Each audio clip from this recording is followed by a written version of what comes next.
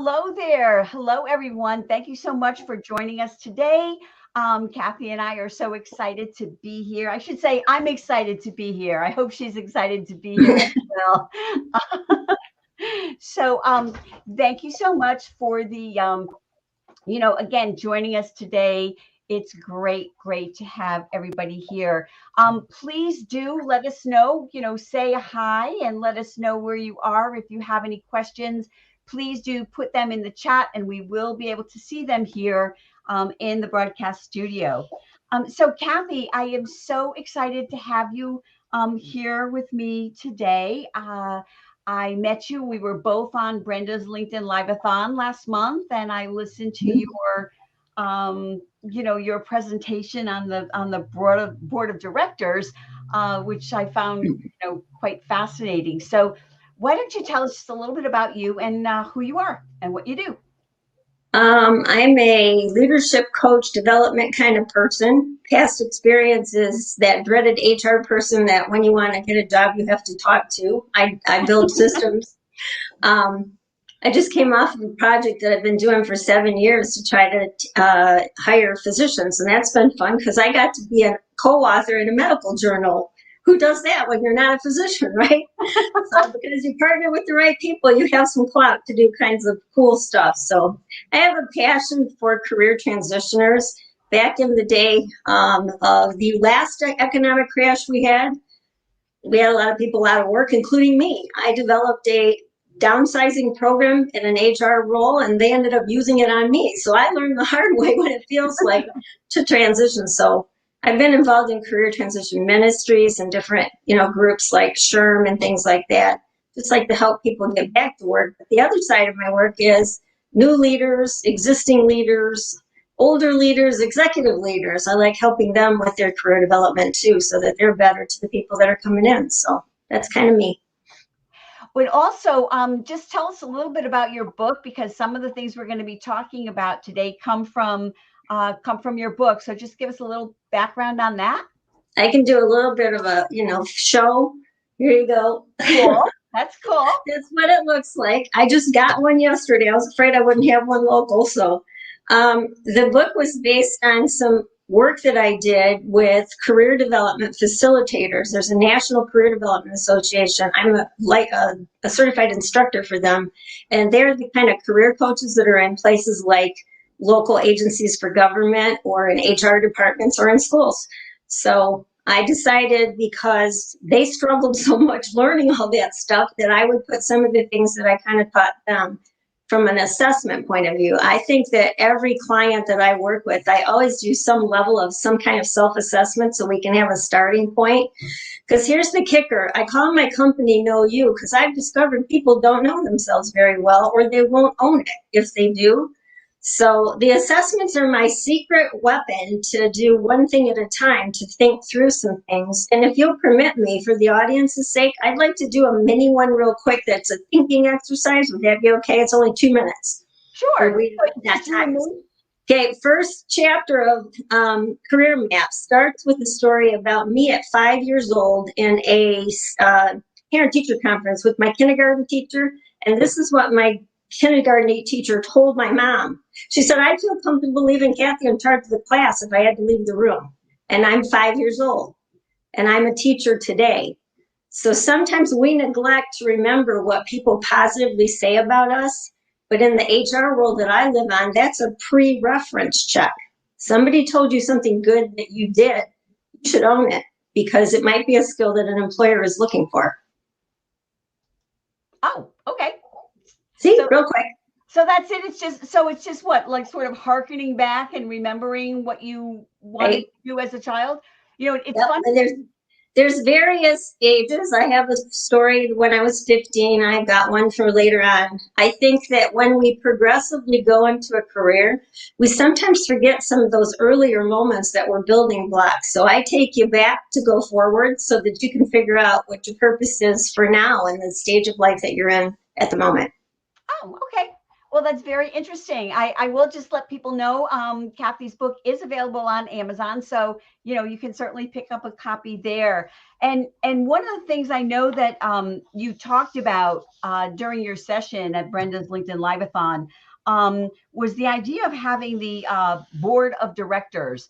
And you mentioned 10 of them, and I'm just going to say them very briefly, and then I'd like to talk about a few of them, Sure. in a certain different context. So you mentioned having a sounding board, a reverse mentor, a director who shares your values, one who invests in you, one who supports and coaches you, your favorite net giver, which I love. We're going to talk about that at the end because I think that's so cool.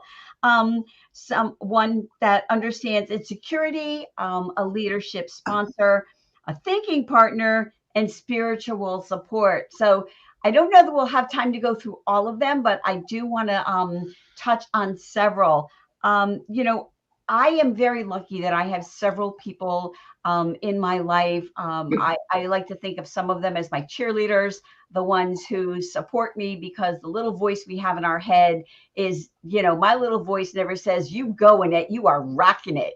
It says, you really ought to think twice. What are you doing there? It's never good. And so we need to have those cheerleaders to really, help us with that.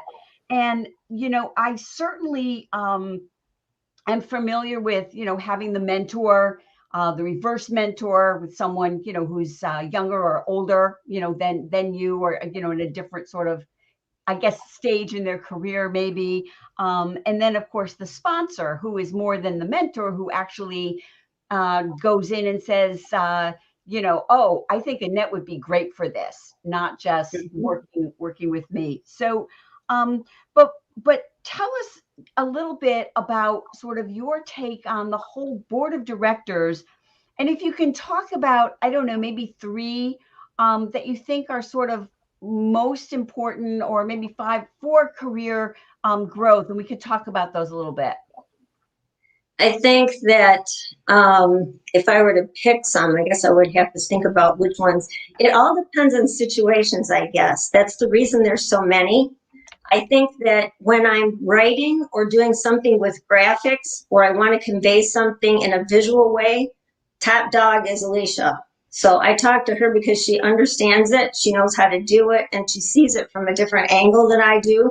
And that's key. I mean, I think in a real board of directors for companies, they help you make better decisions, or they give you guidance on things that you might not have as much information on. So Alicia was my assistant, detail-oriented, introverted, total opposite of me. And so when she looks at something, either visually or just in an idea, she comes up with things that are very different than I do, and it enriches the decisions I make on which direction I go when I do training. So she's probably the one I trust the most. She's been with me for 25 years. So, and I just got off the phone with her a few minutes ago, so it's kind of cool. But she's my sounding board listener because I have to hear myself talk out loud to hear myself. Does that make sense? Oh, yeah, absolutely. We all do, I think. So she's my mirror, I guess, for me and for what my dreams are and how I graphically want to represent those. So she kind of gives me guidance on, no, they're not going to respond to this, or they will do this, that kind of stuff. So she is the author of most of the graphics I've done in my early career. So on the things that I train. So you asked me for three, right? Yeah, 3 to 5, Okay. Emily is the godsend that is 31 years old to my 60 something. And she's my reverse mentor, but she's also the editor of my book. So she makes a very wordy person sound a lot more succinct. And sometimes when I'm doing speeches or other kinds of things like this, I might ask for her advice because I want to make sure the message is clear for somebody else and I don't do the run-on sentence thing. Mm-hmm. So, but she's valuable in the sense of she learned through my book as she was editing. We kind of mutually learned together about how to say things. And I'm kind of crazy. I like to use crazy words like bejeebers. It scares the bejeebers out of me. Nobody knows what that means. I know that word. I like to make things fun because who wants to read a dull old book and do exercises, that kind of thing? So she helped me to graphically find someone. She was a connection to the publisher, who is a former pastor, now works for a major publishing company in the Christian world. So, so she's my wordsmith to my Cathy Smith, put it that way. So Okay. she's invaluable, and she's younger, so she's going to help me. She's been helping me reach the younger audience that we need to work. Even though this book is universal all the way up to executive level, we still want to lure a little bit the younger ones in. So, okay, third one would be my financial planner, who's also a career transition ministry connect, because she lost her job. So I pal around a lot with former executives that lost their jobs. And she's one of the ones. She's a little tiny thing like me. I'm 5 foot nothing on the outside, 6'4" on the inside. She's probably about 5'2". And because she's small, but she's also mighty, and her personality draws me because she has good advice for being a smaller woman. But she's my Merrill Lynch financial planner, and she makes me sit good financially, and that's real important to me. A value of mine is never to be in debt. So I got a paid off house, a paid off car, partly because of Nancy. She's just amazing. So she's your shares your values one? She's my share my values financially one, as well as we are both faith-based people. So, and she's a supporter of people that are unemployed herself, because she lost her job from Chrysler Corporation. Okay. So, so, you know, one of the things that I think is, you know, the whole idea of the board of directors is it's all about building relationships, right? I mean, it's just, that's what it is. People, I think, sometimes think of having a mentor, or, you know, that if you're in a corporate environment that you are looking for maybe a senior level person to be your mentor and, you know, guide you and help you. And, you know, they don't think about that, you know, there needs to be some kind of a relationship there. I mean, it's like any kind of networking or anything, you know, it's not that you are reaching out to people and say, you know, what can you give me? That, you know, it needs to work both ways, and it needs to start as a relationship and not you getting things from people. But so with that kind of in mind, how do we identify people to be our board of directors? You already stole my thunder. You said it. I believe in net giving versus networking. Okay. And so every single person on my list of board of directors have worked shoulder to shoulder with me, helping someone else without fail. And some of them, I've selected them, or they selected me because they saw me in action, which, note to self, is an HR thing too. If you run into somebody who knows somebody that knows an HR person and you're doing really good things, they're going to be a sponsor for you. So being out there and doing volunteer work, or in the church that I go to, or paid work, it doesn't matter which way it is. I meet people. One of my senior executive board members talked me into raising my prices in what I do with coaching, because I was underselling myself. And he's an executive coach, and we hung out together, and I help him with his group of unemployed executives, and he helps me with my practice. So it's always a mutual exchange, but it starts at a seed level, and then you slowly build it with gentleness. It's not you demand or act, you don't ask too soon. You make sure you're investing in them. It's a pay it forward, basically. Mm-hmm. Invest first and the payoff comes later. But it's not, I caution people not to ask for too much too soon until you've given enough to build that relationship, as you mentioned, Annette. Then they become mutual friends as well as mutual board members. So then I'm thinking the answer for finding this board of directors are to look for people in your own life. Yep, absolutely. People in your own life.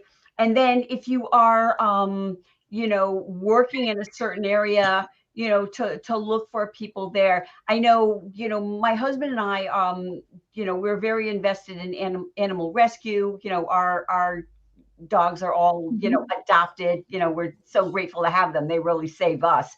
And, we were involved in transporting dogs where, you do kind of a rally and each person drives and picks up a bunch of dogs and they drive for an hour to the next spot and pass them on. And, it's so great to actually give something besides, money. It's great to give your time and be involved. So I love what you said about, volunteering. So I'm guessing that you kind of keep these people in mind. And one thing I want to ask you about, because some of them, as I'm looking at the different titles here, and I know you covered some of them. You covered a lot of them, but it was a very quick presentation, and some of them sound very similar. Like the sounding board, someone who invests in you and and coaches you, the leadership sponsor, the thinking partner. So do people fill kind of multiple roles, or because some of those sound kind of familiar? Like I have, I as I said, I'm lucky to have a group of, I call them my cheerleaders, but it is a board of directors. People help me with different things, and I have one who's become quite a good friend of mine. Someone who's been in business for a long time and very generously gives me advice when I'm struggling. But we are sounding boards for each other. So do people fill multiple roles? Absolutely, because they're multifaceted people, and you're multifaceted in the challenges that you come across. Because if you're financially not sound, you're probably not going to be as comfortable or safe or that kind of stuff. So that the comfort level, it's the knowledge level, it's partnership. Sometimes that most of them I've met them working side by side for the same cause because we both have a similar purpose to help people. Servant-hearted people are easier to get a mentor, but I've had some tough cookies that were kind of grumpy, but they knew their stuff intellectually. And so you look over that and eventually you make a friend out of them, but sometimes you take their advice because they know what they're doing. They might not always be the most pleasant people. They might not be your best friend. Some of them might turn into that, but it's always relational and it's always mutual because I give as much as I get.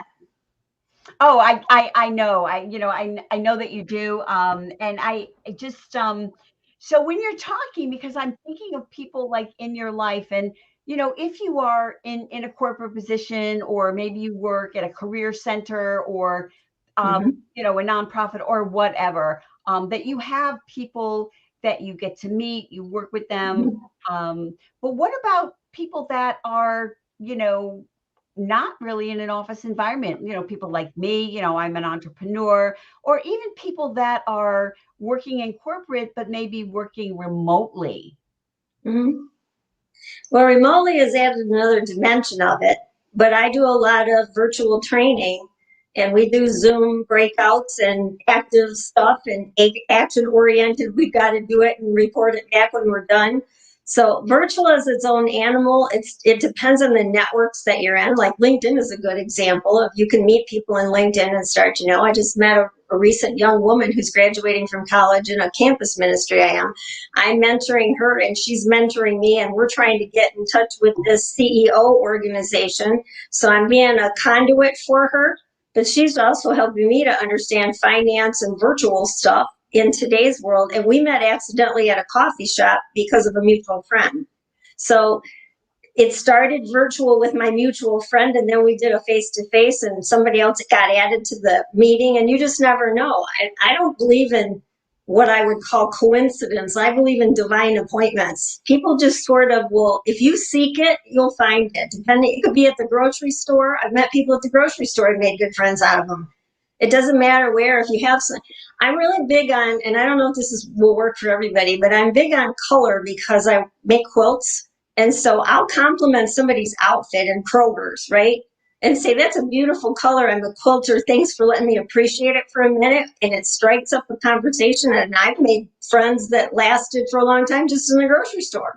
Yeah. So it doesn't matter where you are. If you have a welcoming heart and you're open to hearing and seeing what people are saying and doing and offer comfort or offer a compliment, usually it'll happen on its own. It's kind of organic, and you can do it online if you compliment, I guess, on each other's outfits and say, where did you get that? That kind of stuff. I always say to women, in fact, one of the exercises I do in one of my trainings, I pair them up when we're face to face. find somebody with a similar pair of shoes to you, whether it's a buckle, a color, a heel, a casual shoe. They get to talking all over the place. And my punchline on that is, you'll tell anybody about where you bought your shoes. Why can't you do the same thing for you in a meeting that you don't know somebody? Find something in common and compliment it. Oh, I agree with you. I'm hearing a little bit of echo all the time. So, oh, I think it's gone. It's gone now. Okay. It's getting a little lower. Anyway, I love that. And, much to my husband's chagrin, I talk to people everywhere too. Yeah. It's not uncommon for me to be in Trader Joe's talking to somebody about, the coffee or this or that, or how's this, if I see them buying something like, oh, do you like that? And, and I love the idea of shoes too. And I do that. If I see somebody it's always nice to extend a compliment if you can. If you see somebody wearing a sharp outfit, it's nice to say, that looks great. That looks great. And I appreciate that. And it's so funny too. I have someone who I'm not really connected with right now, but I was for a long time in different areas. And I'll never forget the first time I saw her speak, she was wearing red shoes, and it was like a women's business conference. So it was pretty, it was decades ago. So everybody was pretty formal. And here she was speaking red heels. And it really, really made her stand out. So, I love that idea of just talking to people wherever you go and keeping an open mind and an open heart. And I agree with you, since I've been more active on LinkedIn, I've met people all over the world that I'm collaborating with that just some become friends. And so, I appreciate that. Now, one of the things, if we could just go, one that I hear people talk about a lot, you see it in leadership books, the idea of having a mentor and having a sponsor. And I, mentioned a little bit about it, but can you explain more the difference between the mentor and the sponsor, and even about, the reverse mentor? Is it just age, or if you could just delve into those three, because I think those are things people often hear about and they just don't know what they are. Reverse is not, let me start with order. Reverse is not necessarily younger, less experienced maybe in something. Like, I'm not the best techie person, as you well know, because we just had a little bit of buzz right now. So my mentor in tech is either not my son, because he talks in languages no one can understand, but my husband manages to translate things. So he's kind of my board of director from a technology point of view, and he happens to be gone today, so that's probably why the glitch happened. But he talks in normal terms, and he'll show me how to do it so that I'm self-sufficient on my own. So that's different than, that's a different skill level difference, reverse mentoring. Yes. Okay, so it could be skill. It could be aspirations too. I'm at an age where I'm not trying to get bigger and better. I'm at an age where I'm trying to reduce and simplify. So sometimes I need somebody that's a little bit older than me that's already been there. In other words, like a retiree, because I'm heading for retirement at some point. How does it feel? What does it look like? What do you do for fun? How do you stay like you feel like you're useful? And then there's Emily, who's the editor, who's 31, who can write better than I can and can put things in a sequence that can reach people more effectively than me. So it could be up, down, or like just a different experience. Because you don't know something, don't be afraid to ask. And sometimes when you ask somebody for help, you build the relationship simply because you ask in the way that is the proper, appropriate way. You're not expecting, you're just asking and requesting, and that character creates relationship. Yeah. I'm a big believer in asking for help, particularly if you're in a group, to ask for help, because if you have a question and you need help with something, for sure, there's other people that have the same question. Absolutely. People are often, afraid to ask for help, and, they may, if they're in a corporate environment, they may wait until the 11th hour because they have to do everything themselves. And then they're telling people at the 11th hour, I need help. when it's kind of too late. But anyway, I'm sorry, continue. Sorry to. No, I agree with you. But I think it's a humbleness of you think that you can. I know I'm guilty of always giving. It's harder for me to ask. If you can't break that habit, then it's not a balanced relationship and you're going to make the other person uncomfortable because they won't feel like they can ask if you don't. So I always, I get compliments sometimes in some of the interactive virtual meetings that I do about, hey, just let's try it. I don't know if it'll work or not. Let's just try it. Then do the same thing for yourself. Why wouldn't you just try it if you would try anything else in the world to do it once? Why wouldn't you try asking once? And so you asked about sponsorship, though. There is a big distinct difference, in my opinion, at least. Mentors have a skill or a knowledge base that you need that they'll kind of groom you along. A sponsor steps up, like I just did with one of my campus students. I'm going to a CEO group and going and saying, will you talk to this young woman? Because she has potential to help nonprofits to save money as well as get money and be more effective than just always being in the volunteer ask mode. So I'm doing a letter of introduction to her to a group. It's called C12. It's a group of Christian CEOs to see if they will sponsor and help her to get started in what she's trying to do when she graduates. So a sponsor kind of opens the door for you to something bigger, basically. That's very different than a mentor who's teaching you some skill or getting you acclimated to something you didn't know. That makes sense, I hope? No, it does. It does make sense. And, I think people do often think of it, at least I've thought of it, often as being a corporate where you were wanting a mentor who's senior to you, not the reverse mentor, but someone who's senior to you that can help guide you and, and just move forward. I know there is a difference between that and someone who is actively, as you say, I love that term, open the door, that they are, not just guiding you, but maybe connecting you with people that they know that can also help you, et cetera. So when thinking about, the other board of directors, and we've talked about you talked about the sounding board, we've talked reverse, the mentor, the sponsor, and I think you did a nice job with the spiritual, someone who I guess shares that. So when you're saying that, though, my question also is, though, although it seems to be like a faith-based, does it need to be that to be a spiritual sort of connection? It can be. I think that heart to heart works for people. If there's a click, it clicks, right? And if it doesn't, it doesn't. You're not going to force it. And I don't know if this is applicable, but it happens to me, so maybe it happens to other people. I cannot tell you how many times there's been a weird coincidence that has connected me to somebody. It's like you're in the right place at the right time doing something similar and you need each other and you don't even know it and it just happens. I don't know how to explain it. I'll walk in and, like for instance, I'll give you a woman that I met at a training that I was attending as a participant. We did that little exercise with shoes.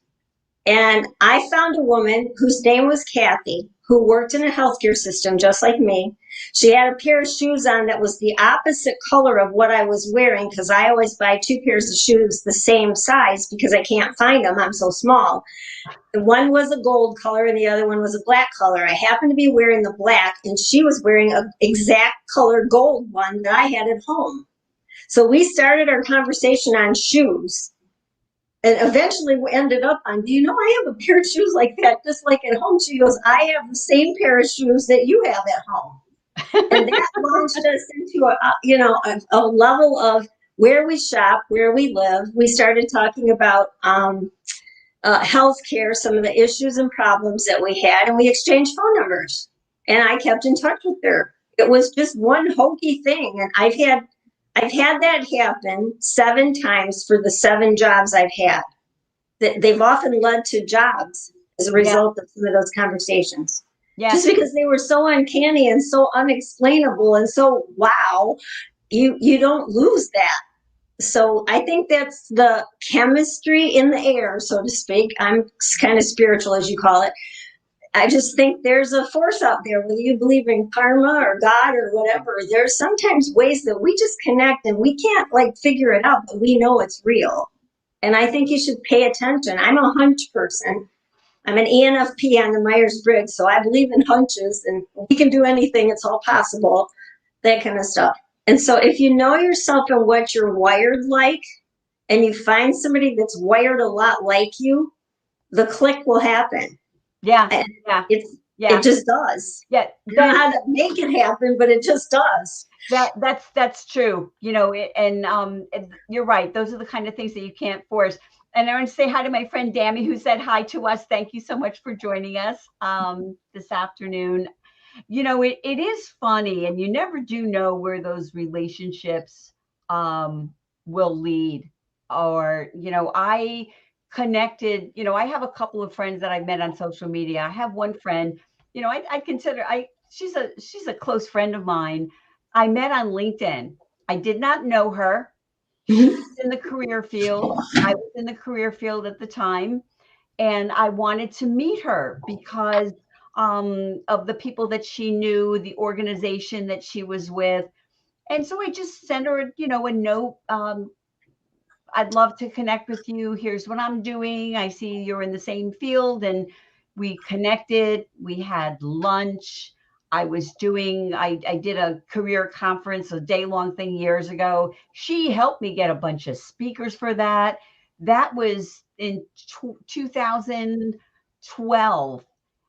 We have stayed friends all of this time. I celebrate birthdays with her. You know, we are together with she and her wife, and, you know, we're good friends. And it's just, it developed from that just connection on LinkedIn. Right. And it's just because the first time we had lunch together, we clicked. And you just cannot, you know, you cannot force that. Sometimes I wish you could, because there's people that you might want to click with, and you just kind of don't, you know, which is unfortunate, or maybe not unfortunate. Well, the other side of that is, and I said I've had 7 jobs, and every time somebody's helped. One particular one that sticks out with me, and I didn't even think I was that close to her. Her name was Linda Wilder. If you're still in career development out there, hello, thank God for you. There was a process that I used to use because I worked in an HR degree preparation program at a college, and I was an internship coordinator. And I used to, back then, cut out ads out of the newspaper and post them for my students so that they could find internships or jobs. And I had this little inch-long thing that I held back one of them and had it on my kitchen table forever, probably 2 weeks. And I finally threw it away saying, I am not going to apply for that job because it sounded really cool because it was a business and education partnership builder. And long story short, in the mail, and I don't even know how she got my address because I didn't know her that much, but she was another career development person in a different university, and we happened to meet at a conference. So this is kind of sponsorship, mentorship, and whoa, all at the same time. So I get an email or a mail letter from her to my house. I never gave her my address. And she said, it's a 1-page full ad of the same thing that was on my kitchen table. And she said, you should apply for this. This is you. And I did. And out of 400 people, they hired 4 of us. And I still have no idea how she found me or how that worked or why. And she's in LinkedIn, and I've once, checked in with her from time to time, but we used to partner together doing things across universities, and that's all it took. But, that is incredible. And, it is a lot, so much about those relationships. And one of my friends posted something the other day talking about, people finding jobs through networking versus, job ads, et cetera. And, like most people, career professionals, I encourage the clients I work with to, network. As I was thinking about it at the time, most of the people that I work with have gone much of their career, maybe not every job where they've been recruited to their job by a former boss or colleague or someone who knows their former colleague. And, so it's, I don't know, talk about like cream rising to the top or something Yeah.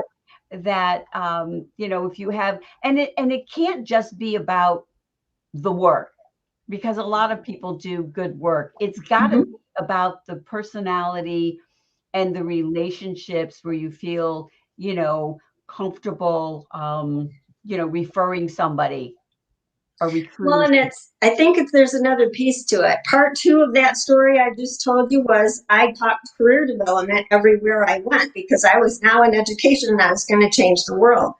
And I did a lot of stuff on a benefits committee because I happened to be married to somebody who is a very high level benefits person. So I had a degree over the kitchen table in it. And I started talking about some of the things we were doing about training with students and teachers and that kind of stuff. And the HR director and the senior executive at that time in that organization came looking for me and said, "You keep talking about training and development and career development. We're building a new HR department. Will you come and work in it?" So I transferred from one job inside the organization because somebody saw me doing something passionately that I cared about and knew about and said, "Hey, come hither."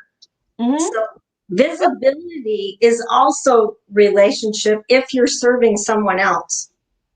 When you're Oh, unselfish and serving someone else and you're doing something to better someone else, people pay attention to that in whatever way you're doing it.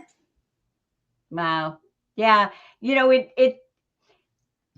as I'm sitting here, you know, and we're having this conversation and I'm listening to you, you know, this is from your book. So this is, you know, something you're so knowledgeable about. And as I'm sitting here and thinking about it, part of me is thinking it's so simple. Yeah, it It's so is. simple. You know, it's, or a lot of those things they say, you know, it's simple, but it's not easy. Yeah. And I think it's one of those things.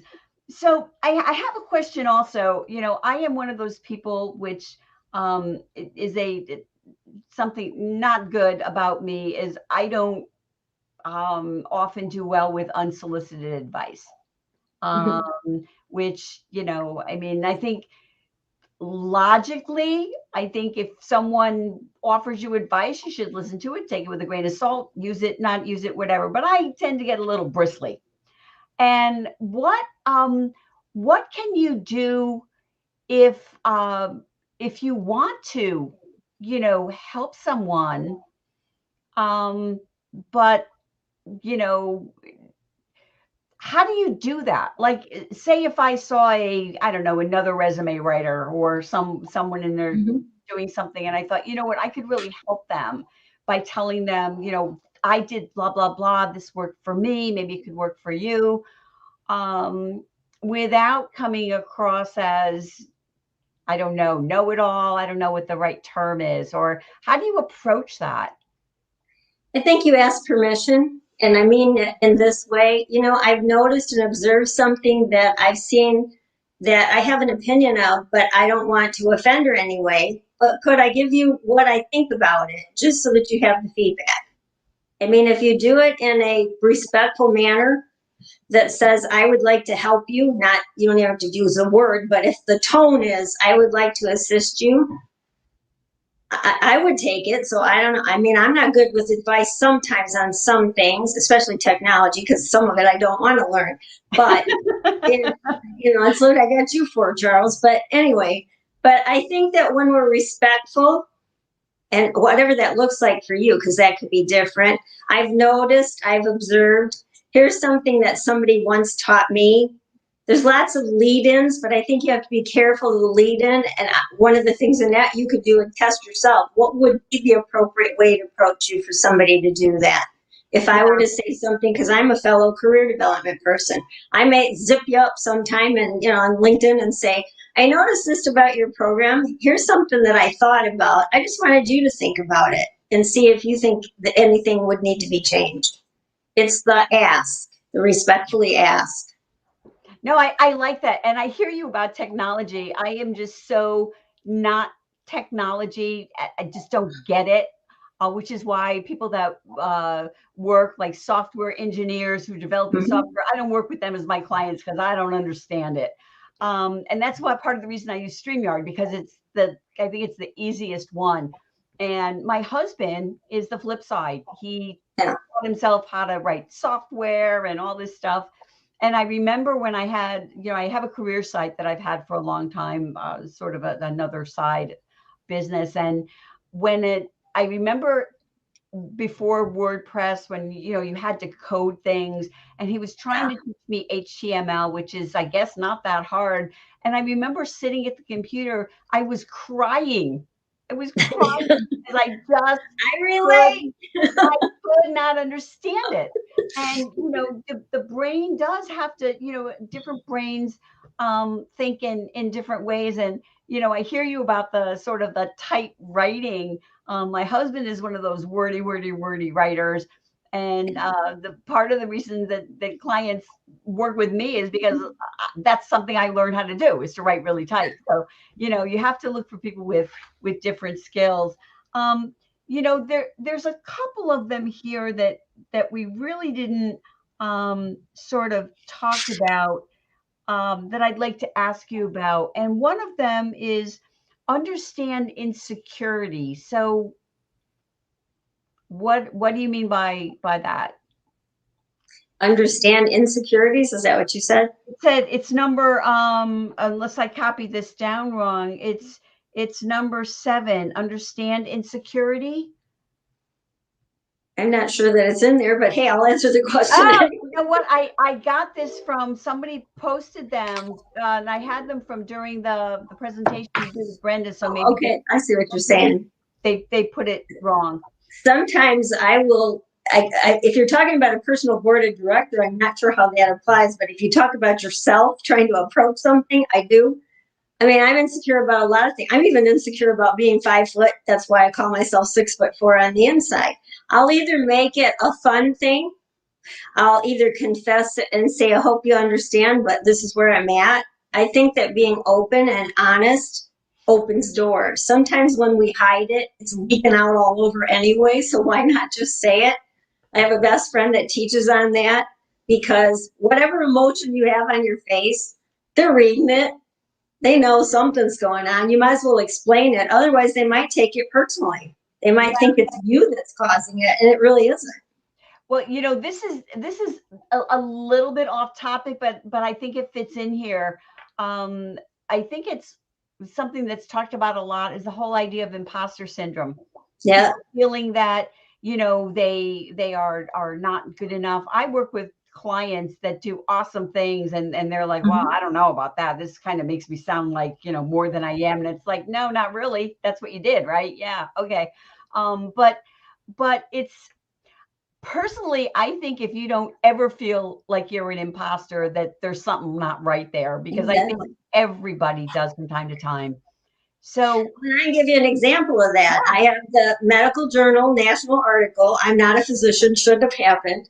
I've gotten jobs that I should never have gotten. I worked in healthcare. I'd never stepped foot in welfare, and I'm in charge 9 days after the job of teaching physicians leadership. So on and on and on. I've done national executive counseling or executive coaching programs for multiple healthcare systems. And I sit there and go, I'm about nothing to myself. So I think we all do it because we just don't see that. Let me put it to you this way. Very easily explained is, if it's easy, it's a skill. Don't minimize the easy, because it is. It's a talent or a knack, because everybody, I think, is created with a uniqueness that you can do something better than I can. And that's why the world works, because if we all did the exact same thing, we'd all be bored to death and we'd all be imposters, right? Yeah, So, yeah. But I get up every morning thinking I'm an imposter, even though I know if I made a list of every accomplishment, I'd wow anybody. But it's something internal that just is in there. But I think if I can jump to this, I think if you master that and tell yourself everybody feels that way, it's okay to feel that way, that we're all gonna expose ourselves and nobody will be an imposter, because we'll all be real with each other, right? Yeah, no, I agree with you. And something that I've heard, the first person actually I heard it from was my husband, when I was feeling very like, I, as the imposter, when I first started in the career field, I felt it all the time. And he said, you have to think about it like a pyramid. and where you are on that pyramid is the Mhm. knowledge that you have. So if you're halfway up the pyramid, someone who's at the bottom, you know a lot more than they do, and Right. you are able to help them, and that you have to think about it that way. And I mean, that helped me a lot. Again, of course, sometimes I think, oh my goodness, I can't believe I'm doing whatever I'm doing, and people are paying me for it if they're paying me for it. But it is something, and I like the idea of just accepting it. Well, and I think that we all go through it. So why would we, not realize that it's normal? It's just own it, I guess, is what I'm saying. And I think a lot of it is, what are you doing lately? I think when I feel like I'm an imposter, it's because I have big successes behind me, but the next big one hasn't happened. So that gap in between is the imposter syndrome, because you haven't accomplished a big thing again. But sometimes I think, like, just touching one of my campus young ones and turning them into a like direction towards a leadership role because they have the qualifications internally is a big thing, but it's not a big thing in the world. You have to have an award or a piece of paper or a certificate or a degree or whatever. I have all those. They don't mean a darn thing to me, but I have one plaque from one man who was my replacement dad, who was a chair of the department in the university that I worked with. He looked like my dad. This is a coincidence. He was born the same year as my dad, and he was born in the South in the same area as my dad. I had a not very good dad. And so he was my adopted dad for 20 years. And I got this only award that he engraved himself at one of the local, dime store, or not dime store, but one of the stores that do those things, remembered things. Yeah. And gave it to me. And I would not you couldn't give me $50,000 for that plaque. And the letter that was attached to it on the back of it that I keep, because that success means more than any of the other things that I just described that I've done nationally, because it was a heart gift and an investment in me. Then I'm not an imposter. When I think of Bob, who used to be on my board of directors, he's passed away since then. In a second, I would not give that plaque away. So I think if you anchor to the people who care about you the most, who give you the most feedback positively, and you don't dismiss it, and you don't say, oh, that old thing, or that's easy. If it's easy, it's a skill. It's a unique skill that only you possess, and you need to use it. And the imposter syndrome will keep you from using it. No, I love that. It's so true. And, one of the things that I do try to think about is that, you never know who you're going to touch or how something's going to help someone, that you may invite someone out for lunch or reach out to a friend that you haven't talked to for a while, and maybe they're going through something that you're unaware of, and it just comes at the right time. So, I agree with you that, we shouldn't discount sort of the impact that we have on other people, because well, and in the career space that we're in, I remember the black hole feeling when you couldn't find a job and you were terrified that you were ever going to get back to work, and you thought, my skills are worth nothing, I'm never going to be anything, yada, yada, yada. Looking out the front door, looking at a hummingbird, fighting his little way around my flowers. I got inspired. I thought, if that little bird can do that, I can figure this out. I'm a former HR person. I used to hire people. If I can't get hired, I don't know what I was doing in HR. You have to talk to yourself different. You have to encourage yourself sometimes in situations like that, or you call somebody that will. But we can't, if you stay in that black hole, you'll stay in that black hole. Because, and here's what I always tell candidates, because I'm a former HR hiring person too, as well as a leadership teacher of hiring, and I still do work with that. We hire energy as much as we hire skills. Everybody comes in like a standard equipment car. I have a sticker price, and that I'll share it with you if you want. It's a leadership sticker price of standard equipment versus a supercharged car. Which one are you? Standard equipment is equal to minimum qualifications on a resume. Everybody's got that level. Yep. You got the degree, you got the skill, you got whatever, you got in and you got screened in. You got the ticket. That's all a resume is. The next part of it is the test drive. And the test drive is, do you have good mileage? Do you have power under the hood? Et cetera, et cetera. Follow me? It's the same principle. When you buy a car, you want the supercharged car, right? At the least price. That's exactly the way hiring managers think. So, what are your features that they're looking for that are above and beyond the minimum standard equipment? Yeah. Alicia is an example. She hired me to be her boss. This is a crazy story. We had an HR department. There were 3 of us, and we divided the work by skill. And Alicia had been in training in the previous life that she had, and I'm a trainer, and I have to build a training department. And so she was with my lawyer, tough as nails, African American boss, or me. She got to choose which one she could work with, and I kept wooing that girl because I knew she loved training, and I knew I could influence her. And they even teased me years later because she hired me, obviously. Years later, they said, we're going to take her away from you and give you another assistant. And I said to my boss, who's the lawyer, over my dead body you are. That's how strongly I fought for her. But she had the gift of PowerPoint when PowerPoint was first born. And I couldn't do a lick of that stuff. And I needed it from a training standpoint. Yeah. So I get a little bit feisty when I'm an advocate. Sorry. No. I and now I'm hearing that echo.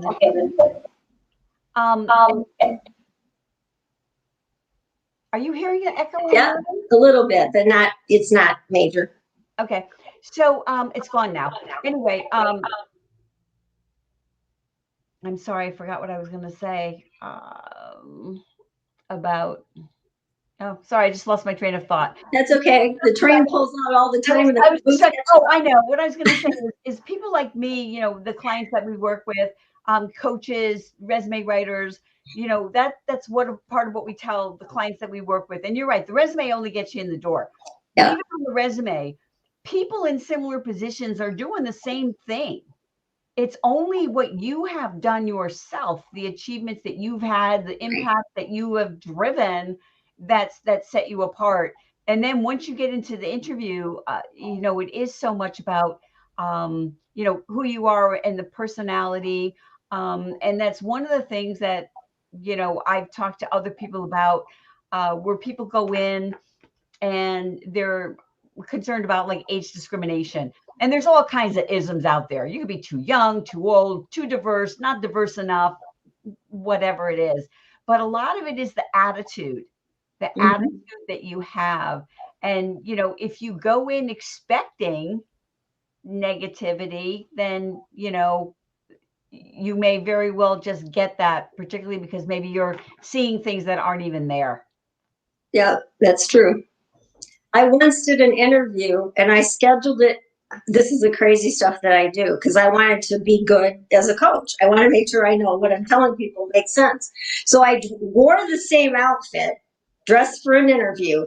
One was in a private career development firm that helped people to get back to work, and one was a public government one.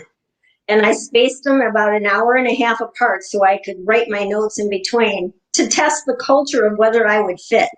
And it was an experiment because I didn't want either one of the jobs, but I thought, you know what, I need some practice interviewing, so let me go try it. Yep, I did my research project. I'm like, well, the private one, in fact, I'll never forget the person in the state managed one that said to me, it sounds like in your role in the organization you're in right now, university, you've had a lot of latitude to create and design and that kind of stuff. What would you do in a rigid state-run, environment that has a lot of rules? And I remember what my answer was because I didn't care. I said, well, you know what? I work in HR and I never ever break a rule, but I bend them suckers just as far as I can. And I didn't care because she was so straight-laced. And you know what's interesting? Here's the coincidence. 5 to 6 years later, my job that I got at the place at the educational arena, I changed and got snatched over to HR. She applied for the position I had as business and education partner and asked me for advice. So it circled back to me. Apparently, I was probably a little too skilled for them, but I was okay with that. I just practiced because I wanted to feel the environment. Because here's my advice for people, because I'm a hiring manager. Don't do the one you want the most first. Do a couple first and then do that one last. Because once you get the comfort level of being in an interview process, it gets easier every time you do it, which is why I submitted myself to 2 in 1 day. Yeah. So I do crazy experiments because I'm a people person. I like to see how people react. But it's but getting a job is like dating and getting married. You date a lot of people, but you got to find that one magical mix, that energy that makes you, because everybody's coming in with the same parts and, ages and whatever, that kind of stuff. But the difference is that spark. That energy is what we hire for, as long as you have the ticket with the minimum qualifications. It's the superstar charge stuff on your car that we buy, and the energy that creates. Yeah, I love that. I love that. And we are just, at the point of, saying goodbye to our people out there in the audience. Thank you so much for joining. But I would like to end on the whole idea of the net giver, because I know you mentioned that you and Brenda are net givers, like that they're for each other. And she is, I have to say, one of the most generous people with her time and knowledge. So how can you be a good, net giver? I mean, I try to be, maybe I could, improve. Fundamentally, first of all, I go to a lot of things so that you're present and you can see needs. But when somebody will make a comment, like for instance, I've been to Brenda's in forum sessions forever, and I've spoken for her. But when you see somebody that's expressing I'm not so good at that, or I'm a little scared to try that, or I don't know how to do that, I'm the first one that gets up and says, let's talk. Let's go have a cup of coffee. What are you wrestling with, and how can I help? That kind of thing. If you walk towards a relationship with the how can I help you instead of what can I get from you, you automatically build relationships, and you get lucky. The energy there kind of snaps too, and eventually you find really long-term relationships. Brenda and I started together when the big crash in 2008, 9, and 10 were happening. And we were both visiting trainers at various places of worship that were putting together ministries to help people. That's how I met her. And one of the things I loved about her to make the audience have fun is she threw candy. Every time somebody would answer a question, so she would throw candy. I got to find a way to do virtual candy, but because we're doing virtual now, but she made a hurting audience more comfortable. And she and I got to talking, and we've just been together she calls me her career fairy godmother, because I talked her sort of gently out of something that I didn't think was good for her, and now she's doing what she should and loves doing. So, so for anyone watching this or listening to the replay, we're talking about Brenda Meller. So if you are not following her, please do, because she is such an awesome person. Her company is Meller Marketing. But do follow her on LinkedIn, because she is so generous with her knowledge, and it's actually how we met. So it's always nice. So I want to thank you so much, Cathy, for being here today. And it's been such a pleasure just kind of having this conversation with you. Is there anything you'd like to add that I didn't ask you, or you'd like to add before we say goodbye to the people? Before I say goodbye, thanks for letting an almost imposter be on your show, because sometimes I'm not so sure of myself too. So I think it's good that we admit it in front of people. I just say follow your heart and your soul, whatever your passion leads you. If my book can help you career map, discover your own purpose, or if I can help you, find me on Cathy McCafferty Smith on LinkedIn, or make sure you talk to Annette, because she's your first line of defense. I just appreciate anybody that cares about someone else. So thank you, Annette, for caring about people that need care at a time in their life when it's really kind of scary. Well, again, thank you so much for your kind words, and thank you everyone for being with us. We're going to say goodbye. Have a great weekend. Have a great rest of your day. So bye now. Bye.